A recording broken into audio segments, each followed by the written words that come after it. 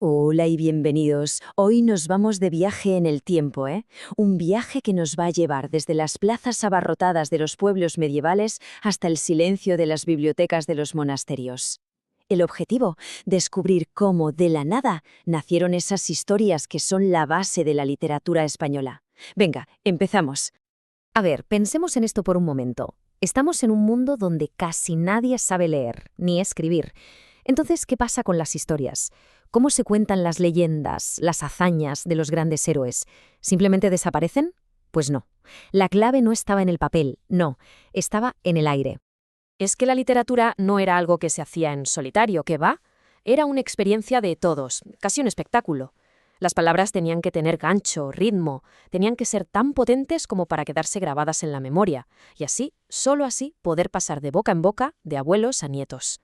Claro, para entender de verdad esta literatura, lo primero es meternos en la cabeza de la gente de la época, entender el mundo que la vio nacer. Y os lo digo ya, era un mundo que no se parece en casi nada al nuestro. Con este panorama, una sociedad donde todo giraba en torno a Dios y al campo, la literatura tenía, digamos, dos trabajos. El primero, claro, era entretener, pasar el rato. Pero el más importante, sin duda, era enseñar. Era la herramienta para transmitir valores, para decir qué estaba bien y qué estaba mal. Vamos, para marcar el camino. Vale, si las historias tenían que escucharse, alguien tenía que contarlas, ¿no? Hacían falta artistas. Y aquí es donde aparecen los primeros cracks de esta historia, los juglares. El méster de juglaría, a ver, para que nos entendamos, era el oficio del espectáculo. Estos juglares iban de pueblo en pueblo, de castillo en castillo, y no solo recitaban poemas, ¿qué va? Montaban un show completo con su música, sus chistes, sus malabares. Eran literalmente los medios de comunicación de la época. Te traían las noticias y el entretenimiento, todo en uno.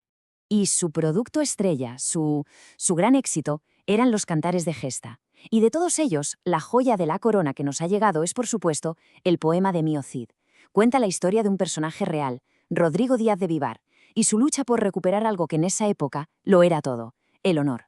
Ese tema conectaba a un nivel brutal con la gente de entonces. Y aquí viene lo bueno. Mirad bien el texto. Se puede casi escuchar que esto estaba hecho para ser contado en voz alta. Esa métrica que no es perfecta.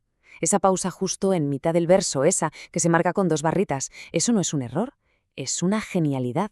Era una herramienta, un truco del juglar para poder memorizar miles y miles de versos y darles ese ritmillo, esa musiquilla al recitarlos.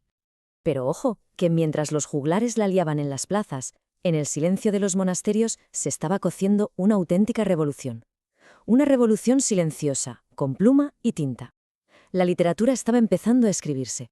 Y de esa revolución nace una escuela totalmente nueva, el Mester de Clerecía.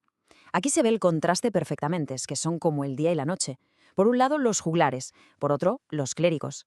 Ellos, que eran los que controlaban la escritura, querían hacer algo diferente, algo más culto, más formal y con una misión muy, muy clara: enseñar religión y moral. Se acabó el anonimato y la improvisación. Ahora teníamos autores y una precisión casi matemática. El propio verso lo dice, ¿eh? Escrito lo hallamos. O sea, esto no nos lo inventamos. Era toda una declaración de intenciones. Y para demostrarlo, usaban una estructura súper rígida, la famosa cuaderna vía. ¿Qué era? Pues estrofas de 4 versos, todos larguísimos, todos con 14 sílabas, y todos rimando entre sí. Era su manera de gritar, que esto es serio, esto es literatura de verdad, de la que se escribe y se estudia. Pero la cosa no se quedó solo en la poesía y la religión, no. Gracias al empujón de gente como el rey Alfonso X, el sabio, el castellano se puso los pantalones largos, por así decirlo. Se convirtió en una lengua de cultura y se empezó a usar para escribir de todo, de ciencia, de historia, de leyes. Así, poquito a poco, nació la prosa en castellano. Y un ejemplo perfecto de esta nueva prosa que quiere enseñar es el Conde Lucanor. Mirad, su estructura es como un reloj suizo. Funciona siempre exactamente igual. Y esto no es por falta de imaginación, para nada. Es a propósito. El objetivo era repetir la fórmula una y otra vez para que la enseñanza, la moraleja final, se te quedara grabada a fuego. Pero a ver, que no todo en la Edad Media eran batallas, héroes y sermones, ¿eh? También había sitio para el corazón, para los sentimientos más profundos. Y para eso tenemos que hablar de la lírica. Y mucho antes de los grandes poetas y los poemas larguísimos, nos encontramos con estas pequeñas maravillas, las jarchas. Eran como pequeños poemas, casi susurros, lamentos de amor. Y lo más increíble es que estaban escritos desde el punto de vista de una mujer que se quejaba por la ausencia de su amado. Son importantísimas porque son, que sepamos, la primera vez que alguien escribió sobre sus sentimientos de una forma tan personal en la península. Y según nos vamos acercando al final de la Edad Media, el ambiente se pone, bastante feo. La peste negra, guerras por todas partes, un panorama desolador. Y como es lógico, todo esto se cuela en la poesía, que se vuelve mucho más oscura, más reflexiva. El primer gran tema que surge es el memento mori. En latín suena muy elegante, pero significa algo muy directo. Recuerda que vas a morir. Con la muerte acechando en cada esquina, la literatura se convirtió en un recordatorio constante de que esta vida es corta, es solo un trámite, y que había que portarse bien para salvar el alma. El segundo temazo es el Ubi sunt, que significa literalmente ¿dónde están? ¿Dónde están ahora todos esos reyes tan poderosos, esos caballeros tan valientes, esas damas tan guapas? La respuesta era un eco tristísimo. Están muertos. Todos. La muerte nos iguala a todos, al rico y al pobre. Un golpe directo a la vanidad y al poder terrenal. Y el tercer tema es el amor. Pero cuidado, no un amor normal y corriente, es el amor cortés. Esto era como un juego con unas reglas súper estrictas. El poeta se enamoraba de una dama que era perfecta, idealizada y casi siempre inalcanzable. Amar era sufrir por ella, servirla como un vasallo a su señor.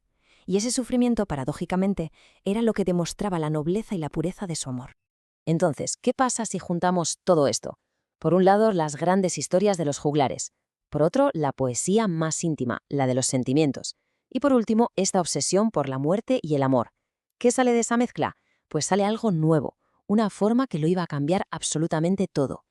La respuesta es el romancero. El romancero es una idea brillante, una síntesis perfecta. Coge las historias épicas de siempre, las de los héroes, pero las condensa, las cuenta en poemas mucho más cortos, con más música, más directos, y sobre todo les mete la emoción y el sentimiento de la lírica. Pues bien, el romancero viejo es la colección de todos esos poemas anónimos que, una vez más, pasaron de boca en boca. Son como los trozos más emocionantes de las viejas historias épicas, pero convertidos en canciones pegadizas que todo el mundo se sabía. Fue la manera que tuvo la tradición oral de reinventarse, de ponerse al día para no morir. Y así, casi sin darnos cuenta, el círculo se cierra. La literatura medieval empezó en la voz, pasó al libro y acabó volviendo a la canción. Un viaje fascinante que, inevitablemente, nos deja una pregunta en el aire, ¿no? En esta era nuestra, la era de lo digital, de lo instantáneo, ¿cómo serán recordadas nuestras historias? ¿Qué quedará de todo lo que contamos hoy dentro de 1000 años?